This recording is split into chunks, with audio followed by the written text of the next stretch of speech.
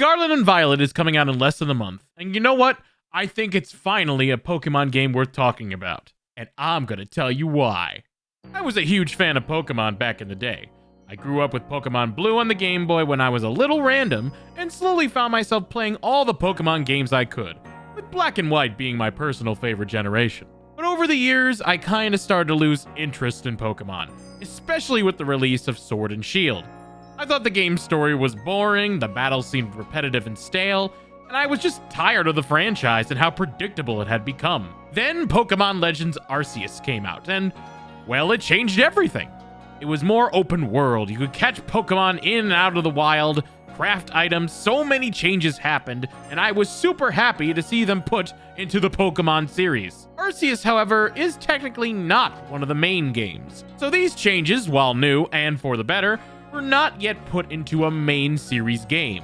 Yet. Less than a year later, we see the next Pokemon installment, Pokemon Scarlet and Violet, the next chapter in the generation of creatures fighting each other. And I'm excited for this one. I wasn't excited for Sword and Shield nor Brilliant Diamond, and I was cautiously optimistic for Arceus, but this is one game that makes me excited to play Pokemon again. And we're going to talk about what's to look forward to in the new game. Let's start with the obvious good thing about the new Pokemon. The game is open world. It is taking a cue from Arceus and making the game more open and free to explore the region of Paldea. Paldea, Paninis. You don't have a set path. You can go wherever you want. You can even take the gym badges in any order that you want. That is the freedom we have needed and craved in a Pokemon game for years now. In Sword and Shield, I always felt like I had to go on the path the game wanted me to go on. And besides the wild area, it felt very linear. It felt like you had to go a certain way to progress. But with Scarlet and Violet, I feel you can explore anywhere on the map. Want to go to the hardest gym and go from hardest to easiest? You can go do that challenge run. Apparently, there's 3 different stories that you could take part in this game, with one of them being the typical Victory Road challenge, and the other 2 are all with this lore about new Pokemon that involve exploring, and it's all a nice change of pace. It looks like you don't even have to participate in the story. You can just go around catching Pokemon, and with your friends, too. Yes, it is co-op multiplayer. Finally!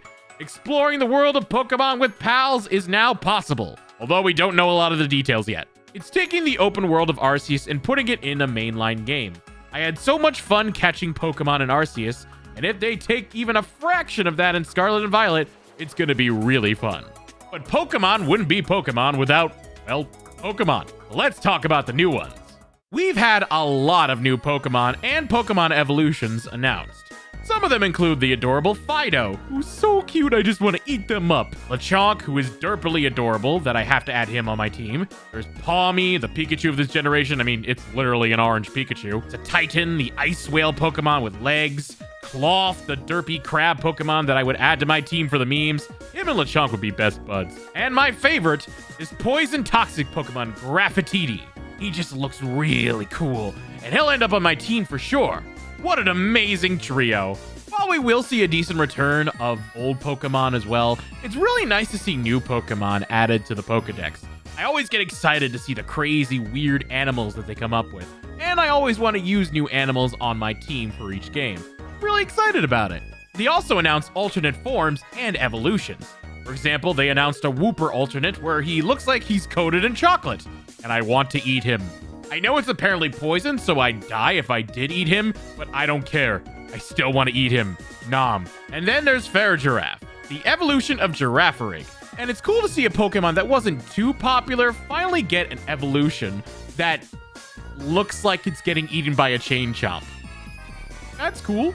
And then there's Wiglet, which is Diglett, but he looks like a worm. He's a worm. He's a worm. He's the Alaskan bullworm from SpongeBob. Then there's the legendaries, and I love these guys. Koraidon and Miraidon. Get it? Uraidon. They are 2 dragons, one being super red, natural looking, and the other purple, almost metallic and robotic. They not only have a great design, but it looks like they will have a bigger role in the game.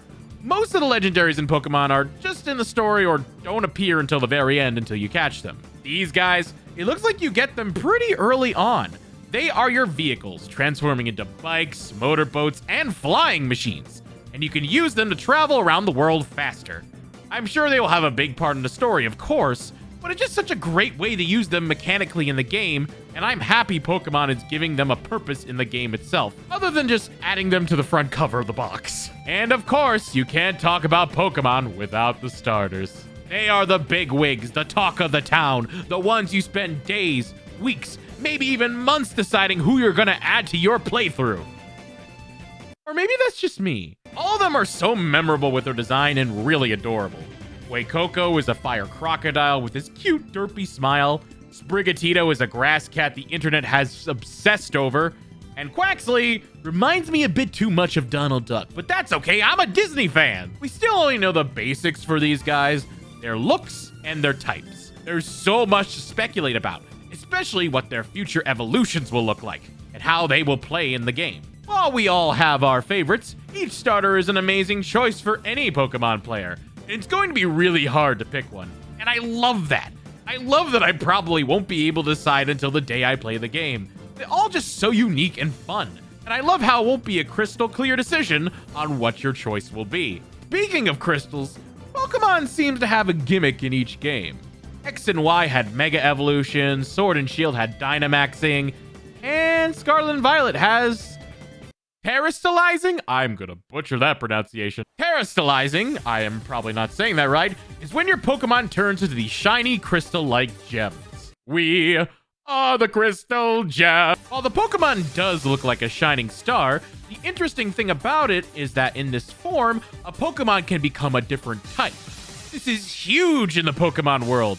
I know it may not seem like it, but it could probably turn the tide in battles immensely, and have that Pokemon looking fabulous while doing it. It also looks like different individual Pokemon can have completely different types while terastallized, which is not only fun, but it can make collecting and hunting for specific Pokemon even more interesting.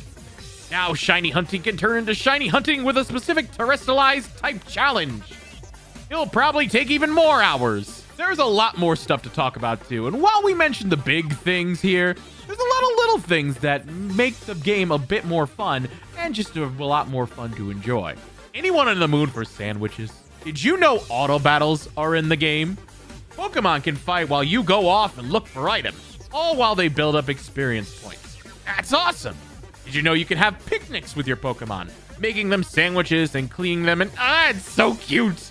And yes, your friends can join you too. Did you know that you can craft TMs? Gone are the days of finding them in the wild. You want to teach your Pokemon Hyper Beam and shoot lasers? Grab some materials and do it yourself! There is so much to look forward to about Scarlet and Violet, and honestly, we're still learning about what to look forward to each and every day. Game Freak and the Pokemon Company are doing a really good job of spoon-feeding us information about the game. And I'm sure by the time this video comes out, they will reveal even more awesome stuff about it. As of writing this, a lot of people are freaking out about Ione, the new electric gym leader who is also a streamer. I relate to her. I'm a streamer. Follow me on Twitch, please. And she has this new Pokemon, Bellybolt. And it's so goofy, and it looks like a belly button. And its eyes, the eyes are weird. And his eyes aren't on his sides. They're on the front of his face, even though his eyes look like they're on his side. And these Pokemon are also awkwardly cute. I can't stand it. In the end, there's a lot of stuff to be excited about. From the new features, to the new Pokemon, to the new, well, news. This is the first time in years I've been really excited to play a new Pokemon game. Maybe the hype will be worth it all in the end, or maybe I'm getting too into it and it won't be as good as we think it is. But I'm just excited. I'm excited Pokemon is trying something new and taking risks. I'm excited that they seem to be putting a lot of care into this game. I'm excited for the story. I don't think it'll top Black and White, but I think it will be fun, interesting, and a great addition to the Pokemon series. I know a lot of people are talking about this game, like a lot. And I even know of some people who gave up on the Pokemon franchise who are interested to see how this game will turn out. Lots of people are excited for it, lots of people want to see where it goes and the changes they make, and they want to see a new direction in Pokemon. While Arceus was a prototype of what they could do, I feel that Scarlet and Violet will enhance that and just make things even more fresh and even more fun for a game franchise that's needed innovation for years. And while it probably won't be perfect, I think it'll still be worth playing. Pokemon Scarlet and Pokemon Violet both come out on November 18th. And if you're like me, you are counting the days until you can catch them all. What do you think? Are you hyped about Scarlet and Violet, or do you just think I'm crazy? Are you hyped about something I didn't feature? Let me know in the comments below. And don't forget to hit the like button and stay tuned for more videos. As for what version I'm gonna get, I think it's pretty obvious. If you don't see it by now, I can't help you. As for what starter I'm going to pick, I think we'll figure that out in a later video. Stay tuned!